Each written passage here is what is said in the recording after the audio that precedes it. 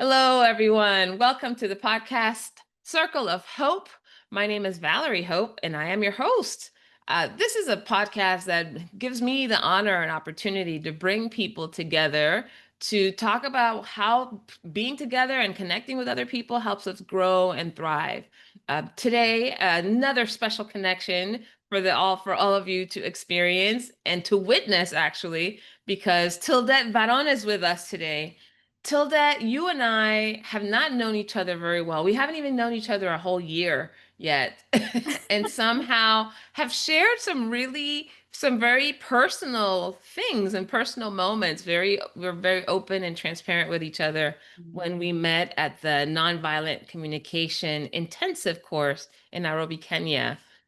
So I'm so grateful that you said yes to being on the podcast because I also thought, it's not, I don't want to say it's not common because it is common to some of us, but I think it's special to feature a conversation with somebody that haven't known very long, where we've had some deep conversations and also to share how we have nurtured and how we have grown our conversations since we first met. And so thanks for being here to share that. I am honored to be here, Valerie. Yes, it feels like I've known you a very long time because of the deep conversations we had and the connection that happened from those conversations. It's Mhm. like I've known you a long time, but it's not even a year, like you said. No. No, It's it's like so crazy. months or so hard to believe. Well, so here's what's interesting too is that we were in a class with 70 other humans, right? Including your husband, including his son, including like there's another, I think from the US, there were only five of us, I think five of Yes. us from the US. So there was a moment of like, hey, let's connect. We're all from the US, yay. But then that was it. And I'm just wondering, what do you think attributed to connecting, and not just with me, maybe there are other people there that you also connected. What did you think drew us to each other? I have my version, but I'd love to hear yours. Uh, My version is I think we were, when we had the breakouts and picking the workshops that we picked, first of all, we picked the same workshop. Often. Oh, yes, exactly, which showed that our values were aligned and our Yeah. needs were similar. And then when we paired up in one of those Yeah. workshops and we went deep into the work and getting to know each other, Yeah. and I think what I call it, when the real human connection happens, like everything Mm, else melts down and we can see each yeah. other in each other. Mm-hmm. Mm-hmm. For me, that is when I saw me in you, and I think you saw Wow. you in me, and Mm-hmm. we understood each other on such a deeper level, and the Yeah. challenges and the celebrations we were going through, it was like, oh, she's me. Yes. I think, oh, I mean, and I'm happy to say, I mean, I don't have to say what we talked about in any great detail, but I think there was a moment was I sharing about menopause? Because that feels like something I talked about a lot. And I've talked about on this podcast that has bonded me to so many people. There is, and it's funny, and I'll say this because it wasn't done intentionally.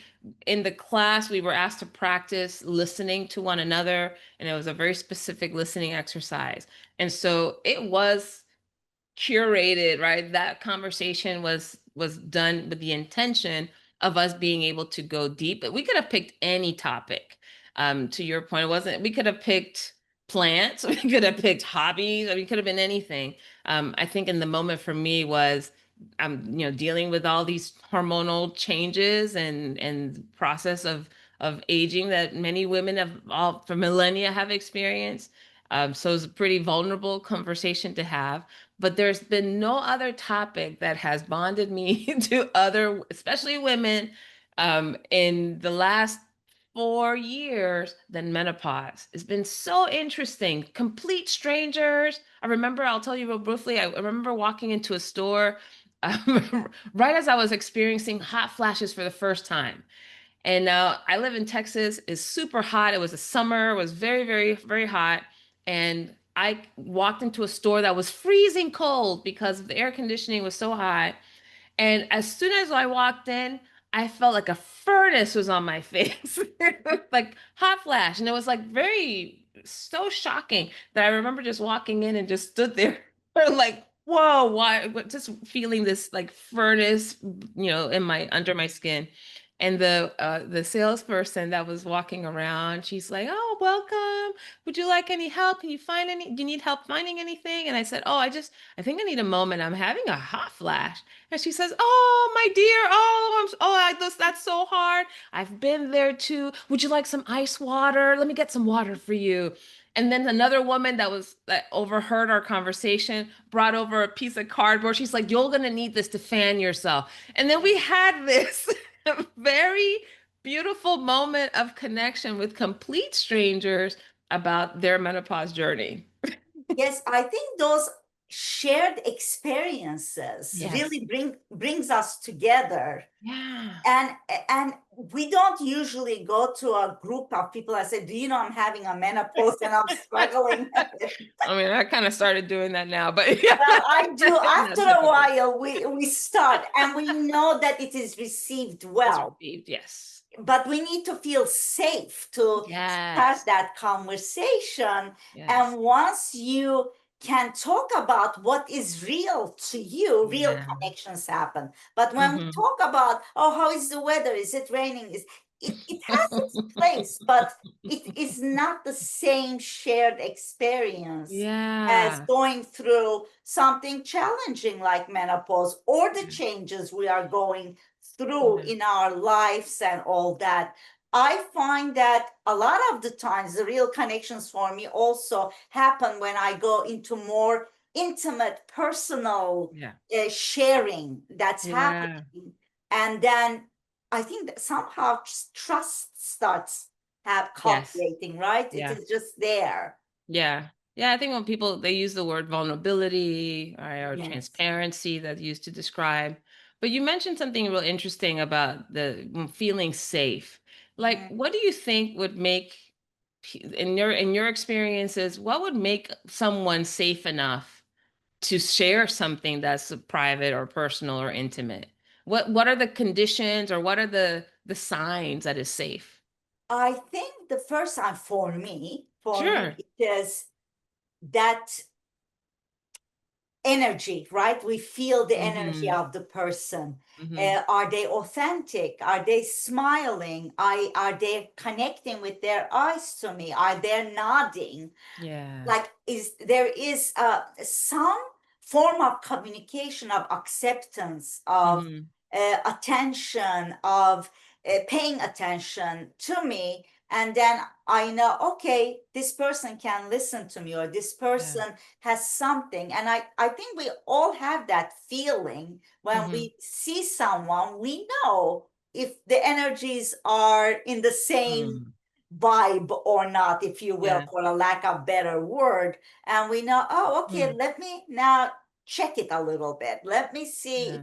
she'll talk to me. Let me see if she'll smile at me. Let She'll me see if say. she's Mm-hmm. going to look into my eyes. Let me see if her heart is open in Mm. our body language.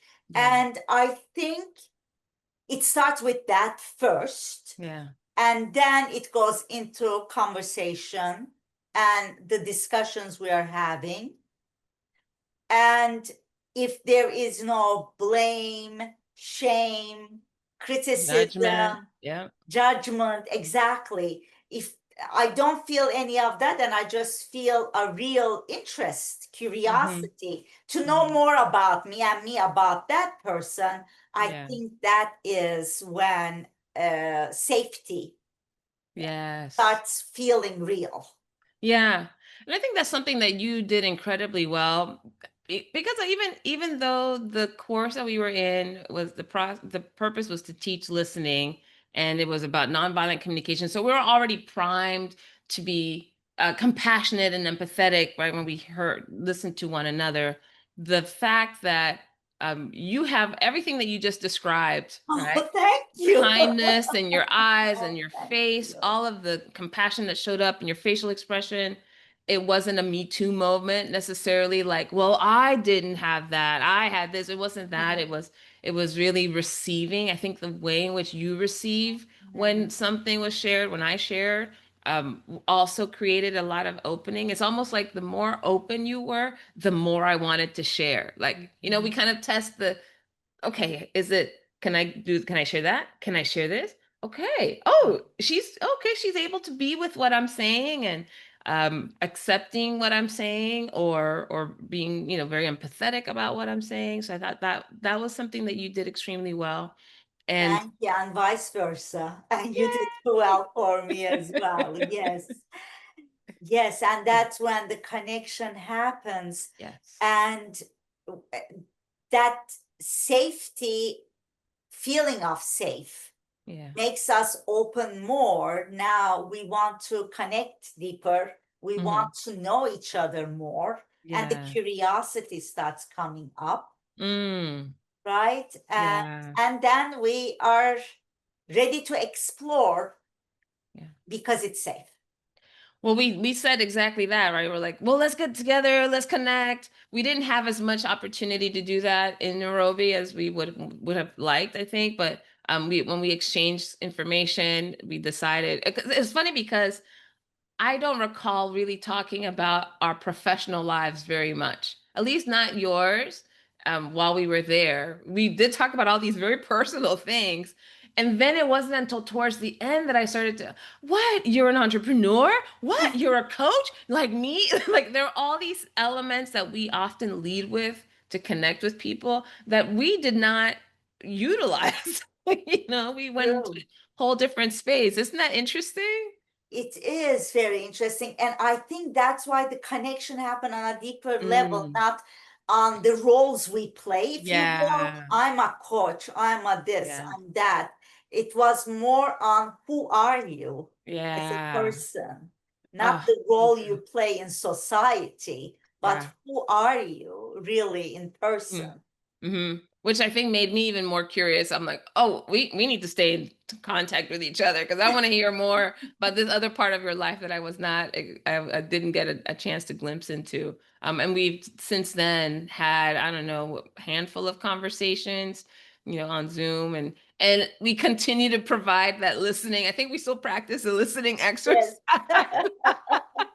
Empathy, just sharing and listening and connecting and just supporting without a whole lot. No coaching really, very little if we have. Yes. No advice giving, is really just providing empathy for each other has been the majority of our conversation has been based on that. Huh. What would you say when now that you're, if we were talking about it from a professional place, right? I know that you're obviously a coach and entrepreneur, you work with businesses, with family businesses specifically. When we talk about connecting with others and sharing something personal and having that compassion and authenticity, no judgment, how does that apply to the professional world where people tend to really lead more with the roles or their products or their services? What do you see? I think we are all seeking the same thing as human beings, to be Mm, seen, to be heard, to be understood, mm. to be valued, and we are all fighting for it. Yeah, In sadly. some level, in Yeah, some yeah. level, we all want that. We don't, some know how to go about it, some don't. Something it just, some people think it just comes to you. Mhm, And there are ways to learn those skills. There mhm, are ways to learn how to communicate better. mhm, Yet what happens is, because especially in the family business that I mostly work with, or any organization really in the team building, a lot of the times what I notice is we get triggered. yeah. Something triggers us, and because maybe we don't feel safe, maybe we don't feel belonging, maybe we don't feel respected, something in us gets triggered, and Mm, at that moment our nervous system hijacks us. yeah. And when we are hijacked, we react. It is Mhm. not an intentional response Right. because our nervous system is doing what our nervous system is supposed to Yeah. do. Check out the threats Yeah. and go into fight, flight, or freeze. Freeze. Yeah. So if we can deal with those triggers and be present. I love when I go to your Zoom, you always have that little saying there. Get Feel your ready. feet on the Yes. ground, take a breath. Yes. Yes, be present for the moment. Yeah. I think we have lost that, not only because we get triggered from outside, we're in a very distracted world, a lot going on, Yeah. economically, politically, in every way, Mm. globally. And so we are more on that survival mode, more are in Mm. our amygdala, constantly feeling threatened, not safe, Mm. like we talked. Mhm. And because of that, nothing is really personal. It is just the way we are expressing our internal world to the The outside. outside, yeah. We're like saturated. It sounds like Yes, saturated with so much stimulus. There's a bunch yes. of stimuli and and part of our job, I think, as you're pointing this out, is to discern if we want the conversations to go better. I just talked about this. I shared a post recently on something called the iceberg of connection, because Mm, sometimes when we do have conversations with people that get like you said, triggered a response, we often stay at the level of the trigger, and usually the level of the trigger is pretty superficial, right? yes, You said you were going to call, you didn't call. Hey, you sent me this thing, or you didn't send me the thing on time, or right, there's some action that took place that triggered a response. But if we can get connected to ourselves enough and allow that hijack. I heard it takes 90 seconds. It just takes 90 seconds to run the cycle. And I heard this when I read the book. Oh my goodness, My Stroke of Insight by Dr. Jill mm. Bolte Taylor. I don't know if you've read that book. Very, I very good. I read it elsewhere. It takes 90 seconds, and how Mhm. many terrible things happen in those 90 seconds? That's a minute and a half. A minute and a Yes, half that break up relationships, a minute and a half that people could lose their job, minute and a half that someone has some sort of road rage experience. I mean, yes. it could be a really difficult 90 seconds, but she was a neuroscientist that had a stroke and was able to study herself in the process of having the stroke and her recovery from it. And one of the things she talks about is that because she lost her left hemisphere during the stroke, she had a hemorrhage. I listened to her TEDx talk. Yes, Yes, one of the first viral TEDx yes, talks or TED yes, Talks. And anyway, but I say this because yeah, those 90 seconds, and not even just saying it out loud, I'm like, if I can just be with myself in that 90 seconds, maybe pause the interaction or pause whatever's happening enough to just pay attention to myself for 90 seconds, I might regain the composure I need to have a more logical approach or response, right? But yes, that's the yes. trick, is like noticing I need 90 seconds. Yes, and taking a deep breath, like Yeah. learning tools to use that 90 seconds to Yes. connect to yourself and to calm yourself down, or Exactly. really learning how to sit with that sensation and still be present. Yeah. Yeah. Oof. Okay. So where did you learn all of this? I mean, we sound like we both read and watch TED Talks so far, but tell us a little bit about your own background. How did you evolve and develop Wow, this it's perspective? years of Uh, reading, listening, learning, getting different certifications, mm, and it really started. It usually, when do we grow? When we are in pain. Yeah. A lot of the times, when something painful, a painful stage in your life knocks, Mm. either you open the door and go to a deeper place and try to Mm. find, or you totally shut the door, right? Yeah. Yeah. For me, I opened the door. For me, I was like, I I want to be the best version of myself. And I had Mm, 3 children and I was going through a divorce. mm, And it was very painful.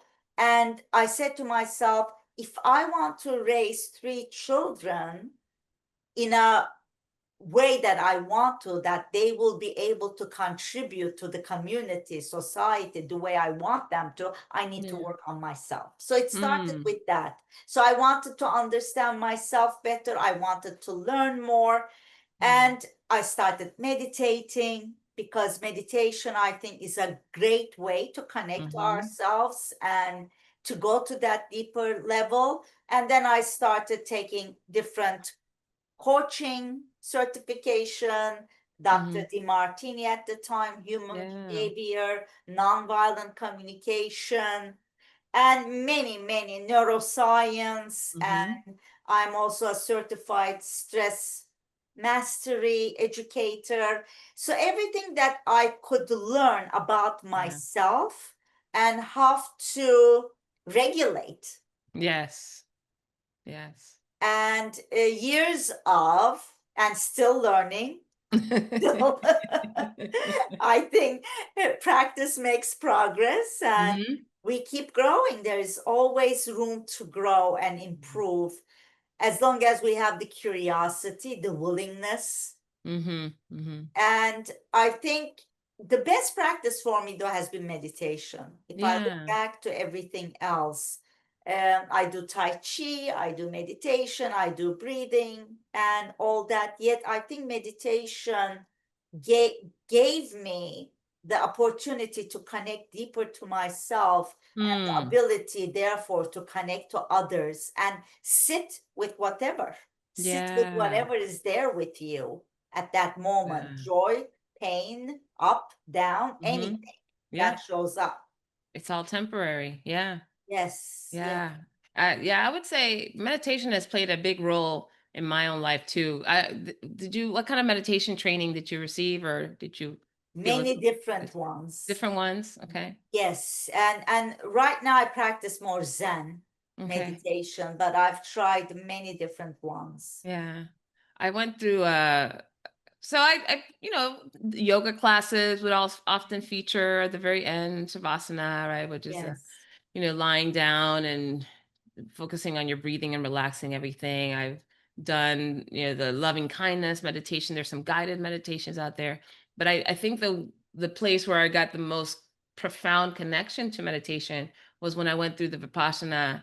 It was a 10-day silent meditation course. And it was residential. So I literally moved out of my, not moved out, but left my apartment for 10 days. And I was in a dorm with, I don't know how many other 50 people. And it was fascinating because we could not talk to each other. We could not make eye, they asked us not to make eye contact. They asked us to no music, no TV, no phones, nothing for 10 yes. whole days. And we would often spend like 8 hours a day in meditation. Not all day, but we would start in the morning But with it that, is no, an quite hour, 90 minutes. intense. Yeah, throughout. Yes, Very yes. intense. And I remember the first few times, I mean, I have stories about different moments in time, but I think the one that I'm reminded of is the second time I went through the course. I went for another second day course, but this time I went as a volunteer. And the volunteers did have more communication, obviously, because we needed to talk to the leaders and whatever. And I was the person in charge of the women's dorm. Mhm. And I went to the instructor one day, and she said, "This is a Buddhist style of meditation." So they asked us to dress very modestly. And apparently, there are a couple of women who were dressed in tank tops or, kind of very tight fitting something, and just wasn't appropriate for the dress code. So the instructor asked me to go and tell these young ladies to cover up or to change. And I was like, oh, okay. And so I found them during our lunch break, and just very kindly just tapped them on the shoulder, and I asked them to move away from the rest of the participants. One at a time. So I pulled the first one away, and we went to this little corner, and I just whispered, "Hey, our dress code doesn't allow for tank tops with a spaghetti strap, so do you have a sweater? Do you have something else you can put on?" And that's all I said. And her face got red and she's like, "Are you serious? I've worn this. This is the third time I've worn this. I've been here for 7 days. No one said anything. Like, why are you saying something to me now?" And she, she was upset. But all I remember till that was I was sitting there listening to her, and then also like noticing my reaction was like, okay, all right, Valerie, should you say something? Should you explain why? Should you explain the dress? Are you upset? Are you what should you you're not gonna say anything? You're just gonna sit there and listen to her. It was so weird. I was both simultaneously listening to her and then listening to this little voice in my mind. I didn't say anything, so I sat there listening to myself, and I just, was present with her too. And it did not take 90 seconds. In about 30 seconds, perhaps even less, she paused and she said, "Oh, I'm so sorry. I'm sorry. This is not your fault. Thank you so much for letting me know. I'm happy to cover up. I forget about that." That And I is was a like, great okay, story because you kept the calm yes, and you paused and you yeah, didn't react. You helped her be yeah, present because you were present. exactly. But there was no I'm waiting to say something. All I was doing was paying attention to all my inner chatter. And I was just like, do I have to say anything? Do you have to say? No, you don't. She's saying everything you need. Okay. Do I justify? Do I defend? No, do I try to make her feel better? Do I try to appease her? No, I just sat there. But was so then she goes off and changes. I bring out the next person and I also have similar conversations. She storms off, similar reason, similar reaction, but she's like, Whatever, get it." And she leaves. And so I was like, I don't know what else to do. I, had the same talk in my head, but I didn't react. So later on that day, I saw her waiting for me at the dorm. She comes out when I was on my way up there. She's like, and she changed her outfit completely. "Valerie, thank you so much. I'm so sorry. I know you were trying to help." And I was like, "Okay, do you need anything?" She's like, "No, no, you've been great. Thank you." And I was like, wow. Them presence, like to your point, just being able to hold on to myself when somebody else was going through their thing. And as I'm saying this out loud now, I'm reminded that that's something that I need to get back to. Although I still have a meditation practice, I don't practice as intensely, certainly not 8 hours a day. And I'm certainly not silent most of my time.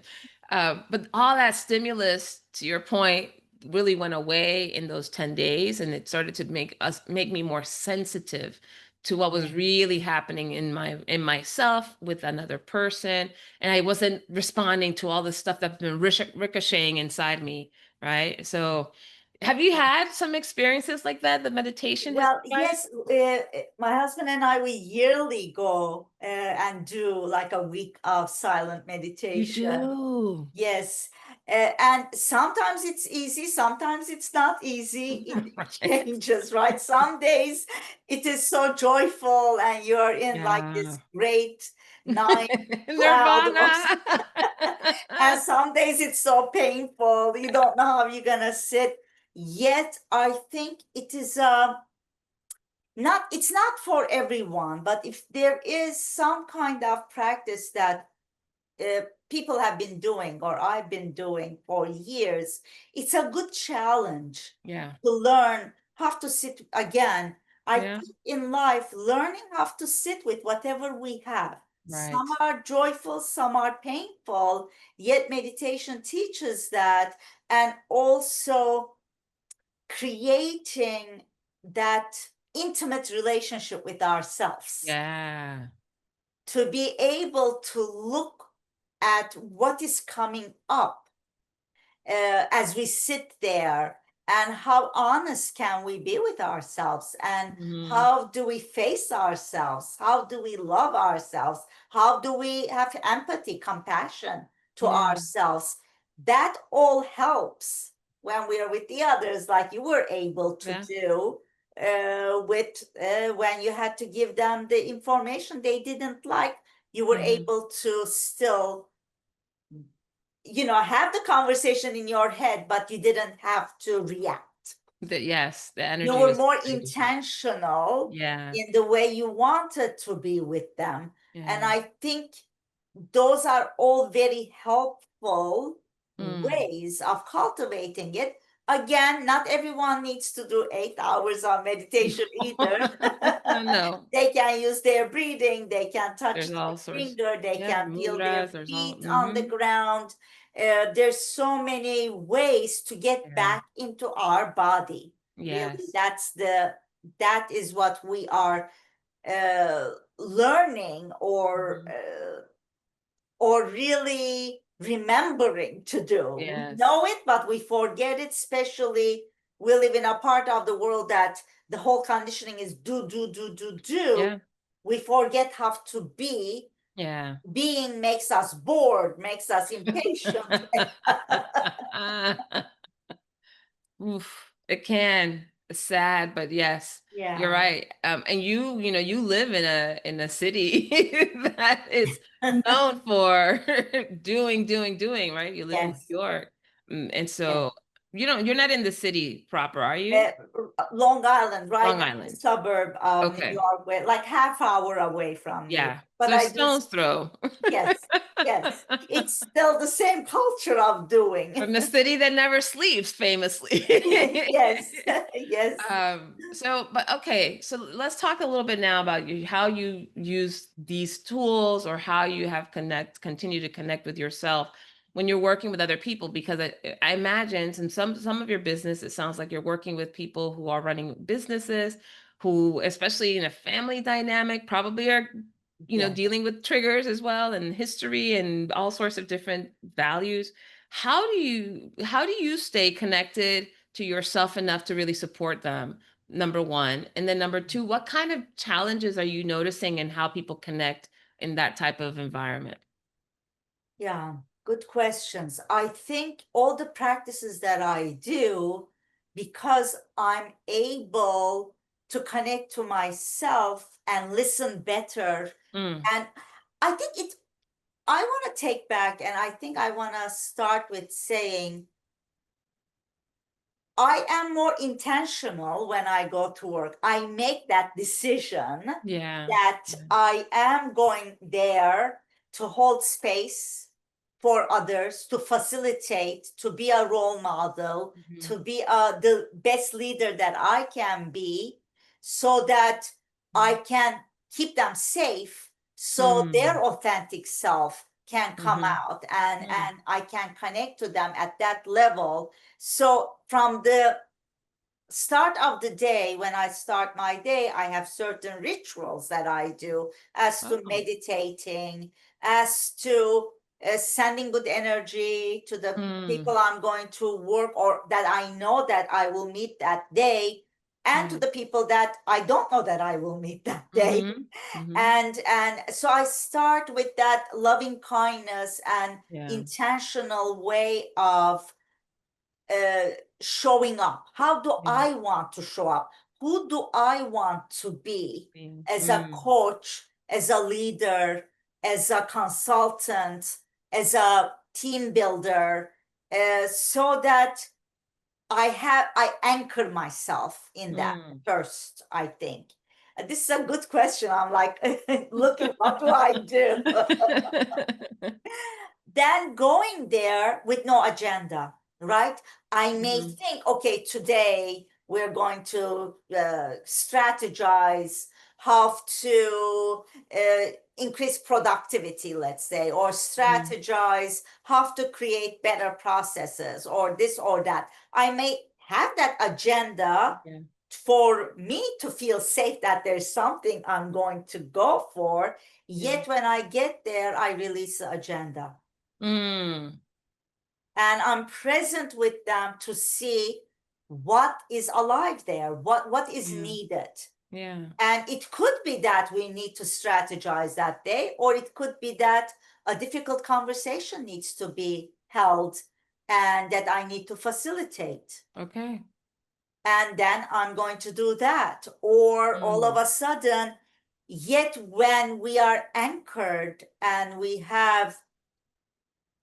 are leaning in to listen to people, to understand what is the most beneficial Mm. expression or action or being or doing at that Mm. moment, we connect to that, and that resolves a lot of things. Mm. And learning through many things that we do, nonviolent communication is one of them. How Mm. do I release my judgment? We have biases. We all have biases. We Yeah. will continue to have biases. Yeah. So I may feel, oh, this person is right or this person is wrong. Then I remember Rumi, beyond, Mm. out of the field, out of right doing or wrong doing, I don't know, I'll there's meet a you there. field, Yeah. meet me there. Yeah. So how do I go to that field of beyond right doing or wrong doing? How Mm-hmm. can I stay in that field where possibilities are born? Mm. Woo, you are preaching today. Well, first of all, Yes, thank you for sharing so many of the practices that you have. I think those will be an inspiration to anybody that's listening. A reminder, right, for those of us who resonate to those more meditative practices, to practices that help us stay anchored within ourselves and the need for that. Um, when I think about how you help others, you mentioned you go in with an idea, you go in not only intention for yourself and how you want to be, but with an idea of how you want to support or help the client, but releasing that in service of whatever they're needing in that moment, right? That's also like an act of generosity, not to force an outcome, like, well, we said we were going to do this. Like, no, I'm actually here to serve, and if what I have planned does not serve you right now, then we'll move to the next thing, right? um exactly. what do you think when you work with clients, right? Anybody that's working, and especially an entrepreneur, or a family or an organization that's needing support, what has them reach out for that support? Like, what is the moment where they realize they can't take care of the things they need to take care of on their own? That's a great question. It's usually stress, Hmm. overwhelm, burnout, when they Wow. feel the departments or their teams are feeling burnout, or they're seeing a lot of stress, there's gossip going on, people Mm, are not getting along, there is an obvious way of, or the family is not getting along, or right. nobody's feeling safe and there's a lot of tension, they usually reach out to me. Mm, Or they're expanding, there's change happening, and they don't know how to deal with change. They know the mm, change is needed, and some are on board, they want change, some don't, they're afraid a lot of the time. Change, whether, even if it is for the betterment of anything, it still is mm, uncomfortable for yeah. people. So how do we prepare them for change? Mm, Or they see that their team are not unified, mm, or the work has silos and they're not working together, and departments are silos, and they're going, you can't, my department is better than your department is yeah. better than my department. Wow. um, and that's when I come in, that's what, how it starts, and Mm. then the real Those are the symptoms. those are the symptoms. And then we go into what is happening and how do we create a culture of safety, Yeah. of people working, collaborating, of people respecting each other, Mm, understanding each other better, and also really understanding there are many different ways yeah. people work, show up, and how do we accept that or understand, or and deal with that. Mm, And then of course everything for me is, I believe everything trickles down from leadership. okay. So we need to start with the Good at that. leaders and Yeah. assess what is going on, even if Mm, I go with a conceived pre-notion of, oh, I know mm, what I'm going to fix. I really mm. don't. I need to assess. I need to assess what's going on here. Yeah. And once we assess and understand, then how do we bring solutions to it? And Mm. how do we get the buy-in of everyone and showing Yeah. everyone that the solutions we are about to bring is for the best interest of all, not Mm. to benefit the owner or the employee, or but to benefit Everybody. everyone, Yeah. because everyone is on this boat together. So Mm. we want to move forward as a unit for everyone to benefit, and exploring that. How can we do that? It's not a simple solution. Yeah. There are many moving parts to it, yet being able to be with every part and Mm-hmm. invite everyone to a better place. And I truly believe, Valerie, working now over 20 years with organizations, teams, and family businesses, I believe in the goodness of people. Mm. What I makes you say that? believe, I believe we all want a better world. Mm. I believe that if we can go, like you said, not focusing on the iceberg, but when we go deep into the deep waters, our needs, our wants for is are very similar. Yeah. Yeah. And if we can take everyone there and we meet there, Mm-hmm. which I call the human connection, Yeah. the surface can be dealt with from a higher place of Yes. love, So of true. kindness, of Yeah. compassion. Here it's like you know, everyone talking, doing waves, and Opinions. a Yeah. lot of movement happening. I don't like you, you like me, you speak, I speak that, you're this side, I'm that side. Yeah. But when we go down, what do we all want? Yeah. Very similar Connection, things. peace, freedom. Yeah, all the core. It's funny. You're saying you're speaking my language. Here's what I put together. Oh, I put the wow. iceberg of connection as a reminder for me. And yeah, you just explained it, right?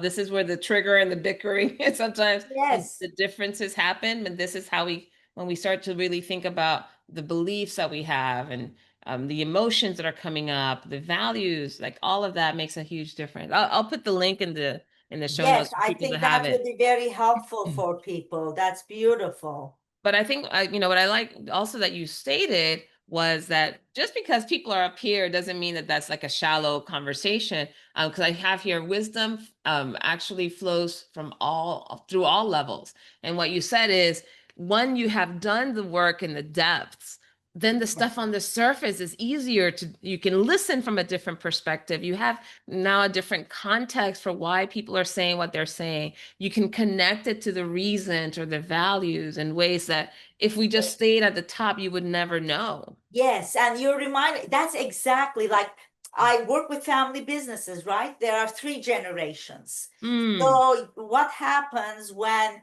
three generations walk into a Woof. boardroom? Woof. They're saying things, Yeah. but they're saying it. There is one conversation here, but if Mm. you really listen, they're talking Mm-hmm. about totally something else down here. Interesting. And if you can hear them and interpret Yeah. in the right way, what they're saying is very different. When an owner, the oldest generation, comes and says, we've been doing this like this all our lives, and we're going to continue to do this like that. Mm. The younger generation is hearing, wow, there's no change here. These Mm. people are, what am I doing here? They don't even see me. They will never allow me to do anything. But what the older generation is really saying, I don't want to lose what I've built. Yeah. To have honor and the Yes. acknowledgement and appreciation. And I know it Mm. worked for me up to this point, and I don't know, change is scary for me. I don't know if Mm-hmm. I can change anything. Mm-hmm. And the younger generation is telling to them, you know, no, we have to bring this, we have to bring that. Why aren't we doing online? Everybody is doing e-commerce, and we need to have more streamlining, live stream, whatever we need. And the older generation, what, these people are crazy. And what they're saying is, I want this I love this business. I want Good this work. business to survive through my Yeah. generation. Yeah. If you could only see the possibilities I see, Mm. Ooh. right? The conversation Yeah. totally changes. Yeah. So it sounds like part of your job, you're like the family whisperer or the business whisperer is to take all of that surface conversation, all the opinions, and really help them see like, oh, here's where all they're connected. In the subtext is this, right? Why do you think that, just in your experiences, why do you think that we don't just go to the subtext, to the bottom, like what you and I talked about, how we first met? What is it Yeah. about these conversations? I mean, they're family members. Why don't they just Yes. go to the bottom and start thinking and talking about the values and emotions coming up? I think we're not trained for it. Hmm. I don't think in schools or anywhere that we go, they're really teaching real communication. We are all talking. You Yeah. know, I joke around. I say, we are all speaking English here, right? But you need someone with an accent to translate what you're saying. Because in case people are curious, tell them where you're from. I'm from Turkey. So they need to bring in someone. They need to import. They need an imported interpreter for their emotions. Yes, they're all speaking English, but they're not understanding each other. So I come in to Yeah. translate Yeah. what they're saying to each other. And going back to, I wonder that at times, Mm, why is it?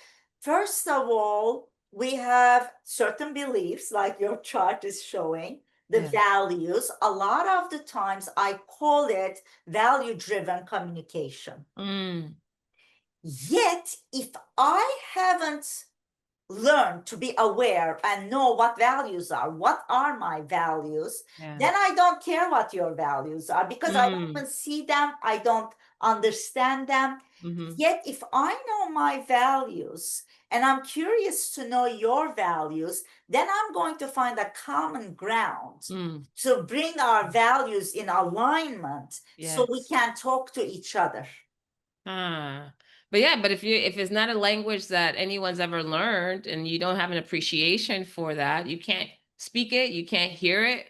So Yes. that would be very difficult. It's very difficult. One of the places I worked with many years ago, when I went there, it was all silos, and everybody was, "Don't bring your stuff. This is my department. That's your department."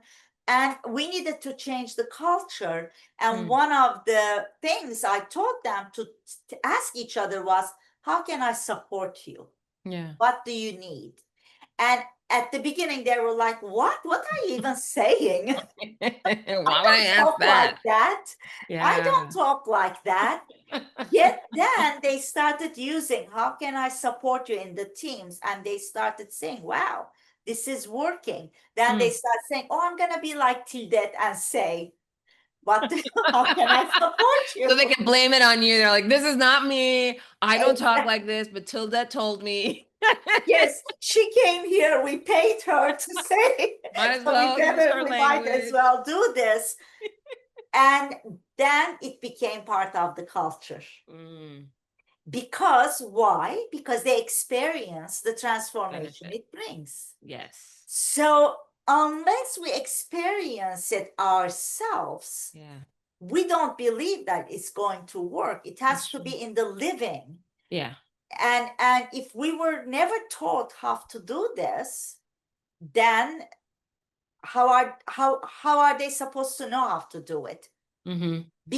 I find also, Valerie, in family businesses, it is out of love. They don't want to go deeper because they're afraid if they're going to hurt each other. They're Wow. afraid if they say the wrong thing. So I Hmm. better not say anything. I better keep it at the Okay. surface level. Say more about that. That's interesting. Yeah. How do Yes. they, so how does not going about the deep, how does it help or support or show love not to talk about the depth a bit? Tell us more about that. Yeah. Because they care too much. They don't want to say the wrong thing. because they don't know what they're going to say, how it will be received, they're afraid of conflict because they want to continue to have the bonds, the family, the love, the care. And they think if they avoid the conversation, if they keep it on the surface level, what is our strategy today? Growth strategy. But what they're really talking about is belonging. What they're really talking about is legacy. What they're talking about is value. But they don't want to go there because they don't know what that could bring out. Yeah. Oh, okay. I think what I'm getting from what you're saying was also reminding me of something I saw recently about some of the conflict happening in our world right now, specifically when we see in the political sphere and when we see it in the international conflicts, all of those, that the noise or the conflict that we're noticing at the surface, right? What people are not saying is that I want to be accepted. Yeah. I want to belong. I want somebody to care about me. Yes. And what I'm hearing and what you're saying too is that it's way more dangerous to ask to be accepted and not be Yes. than to Yes. ask somebody to agree or disagree with me. Exactly. Right? Yes. So if you can't, if I don't think I have a shot at someone saying I accept you just the way you are or the way you aren't, I'd rather not put that on the table at all, right? So I'll talk about, oh, I think we should expand this way, or I think we should use e-commerce, or I think I can, Yes. that stuff will help me at least, with some with some finesse, try to figure out the right words to say, but not really show my cards, not really open my heart. Yeah, that's fascinating to me. I don't know if I've seen it quite so clearly as what you just described, but this idea that the safety for if we don't feel safe with another person, we're forced to protect ourselves. And the way we protect ourselves is by not sharing our most intimate thoughts, ideas, beliefs, Yeah. values with Yes. Let's someone. stay at this surface. Let's not go to, Yeah. let's start So rational yeah, rational, logic logical. here. Yeah. And then, because if you touch my heart, I can get very hurt, Right. vulnerable, and I don't want any Yeah. of that. And in a lot of these family businesses, there's a lot of men, and the conditioning is you don't show emotions, Right. especially the founders, the baby boomers, and the Generation X. They are like, we don't show emotions, we just do, we provide, and we just work forward, and we work for our family. Yeah. And then generation millennials and generation Z is coming in, and they're going, I want meaning, Yeah. I want purpose, Yeah. I want to be myself, I want authenticity. And now, if you are not showing me emotions and I'm showing you a lot of emotions, you're saying, what is it? You always want praise, like you want feedback. And the other generation, they want praise. They're just spoiled. They want praise. No, they want growth. Growth is Yeah. important for them. So they want feedback. And maybe in there, they may want praise. Yeah. And so that is where, again, that iceberg and having the courage, I call it speaking with courage, care, and curiosity. Yeah. Oof. Well, so let me just make sure I get this straight. So are you saying then that those in the older generation, they are taught and conditioned to think from the very logical, rational place, not always connecting to emotions? Are you saying that the younger generations tend to come more from the heart? That's Yes. interesting. Okay, so that's why the disconnect happens in the language Yes. that they're using. Yes. They're coming The from language different changes places. because the values changed. Yeah. The older generation is valuing stability, safety, and all that. The new generation is valuing growth, meaning, well-being. And the older generation is like, work till whatever, just work. Yeah. And newer generation is saying, no, I'm not just going to work. My well-being is important. We never spoke about mental health before, years No, ago. true. Now it is in our awareness, the mental well-being and Yeah. all that. So these different values, hierarchy of values, if you Yeah. will, is creating a different language. And although we're speaking English, we're not understanding each other because we're not caring enough or don't have the courage to really explore what is going on because nobody taught us. Mm. Not because we Man. don't want to. Nobody taught us. I don't have to Yeah. go about It's it. ignorance. Yeah. It's just we just Yes, don't know. We we don't know just that it's don't know. missing. We don't have those tools in order to address some of those challenges. Yeah, I get that. I see that in my professional world a lot too. In my personal world too. I mean, there's conversations that I struggle to have with my family because you don't go down deep enough sometimes or stay there long enough that Yes, it can create some distance, right? yes, And then even when we're asking for support, this kind of support, like you're training people to ask, how can I help you? Right? What do you need? And sometimes when we get the response, people might be also asking for the surface, but yes, kind of what we learned in nonviolent communication is always understanding what the need is. The request is not the be all end all. It might be just to address a symptom, but like, oh, what you really need might be is appreciation and acknowledgement, or what you really need is um, honor or autonomy or some yes, freedom, right? yes, Ooh, yes. And wow. some people easier to take there, some people not as easy to take. Yeah.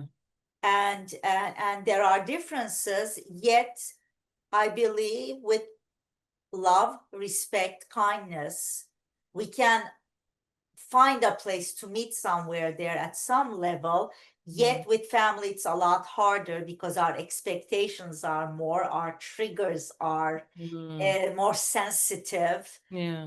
our push buttons are there. And Mhm. with family, it can be more difficult because we have emotional connection. Yeah. We are emotionally more sensitive as well, Mm. where with a stranger implementing those things can be easier. And Yeah. I think that's why as a facilitator, as a consultant, when I go in, it's a neutral party, not Yeah. the family itself. Yeah. So it's easier. So some things are harder. I'm Mm. still working on it myself with Right. my family.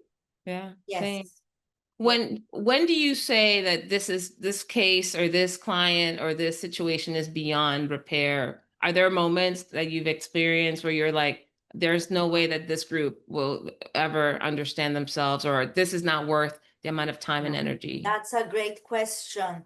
And yes, I Mm. can only work with human-centric and heart-centered people. Hmm. How So do you know that? Yeah. when I am taking on a client, Mm-hmm.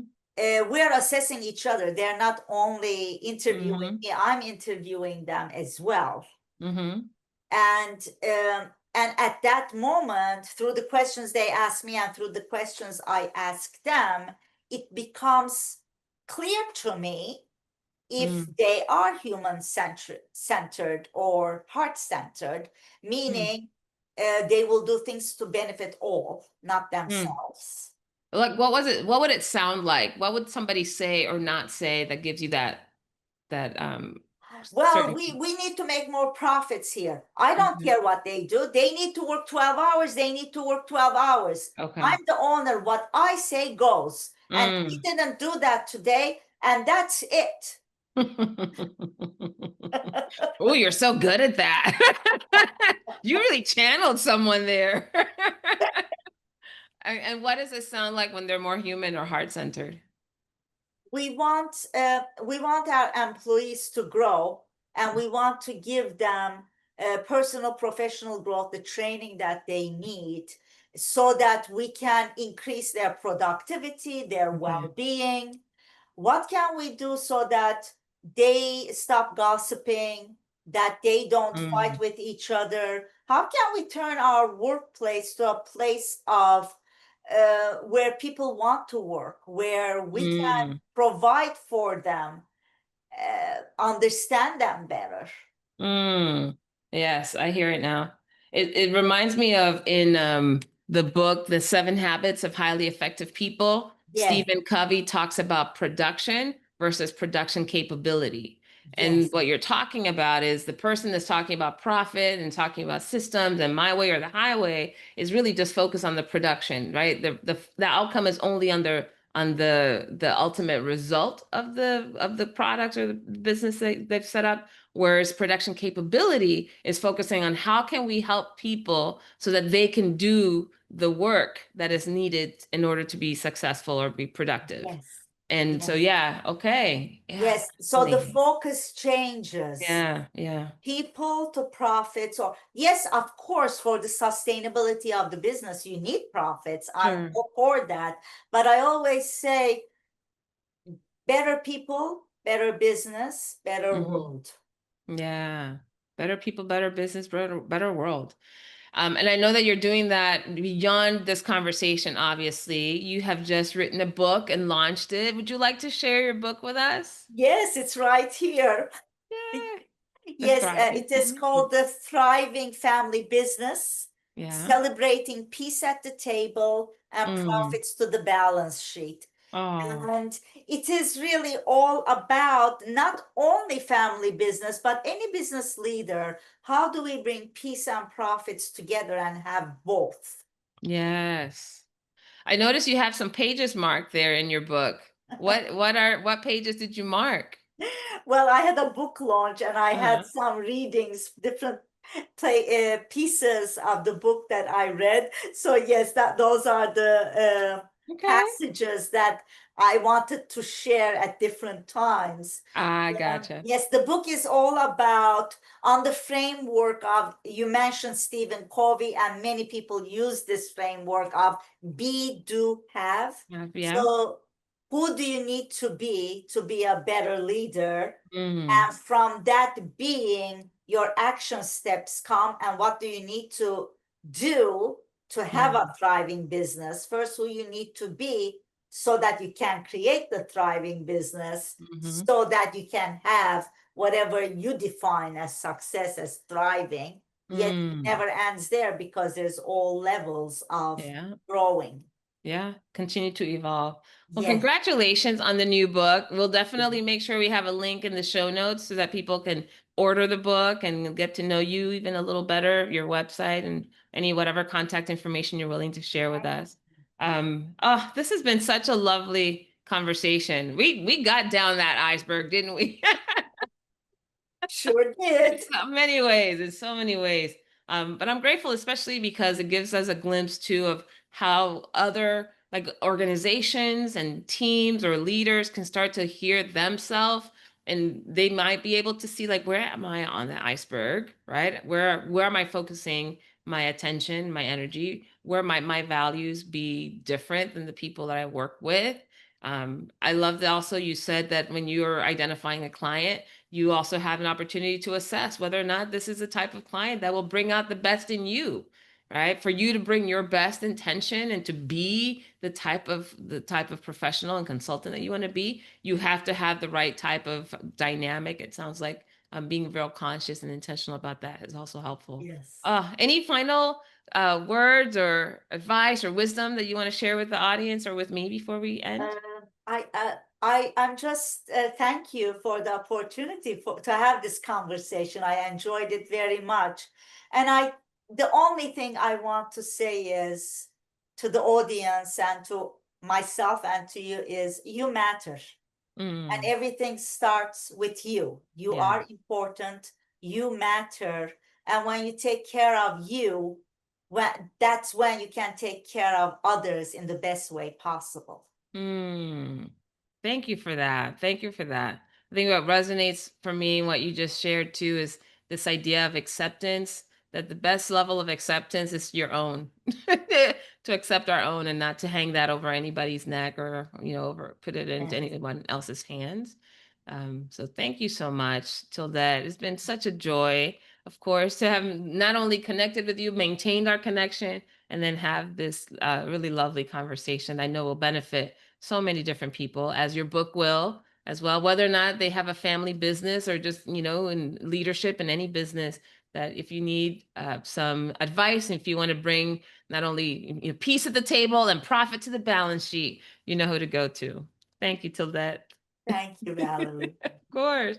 For those of you who tuned into this episode, thank you all so much. I hope you have a wonderful rest of the day.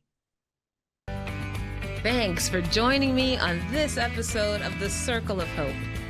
Don't forget to subscribe, follow, and share with someone in your circle. And if you're curious about the upcoming book, visit valeriehope.com for updates and extras. Until then, stay connected.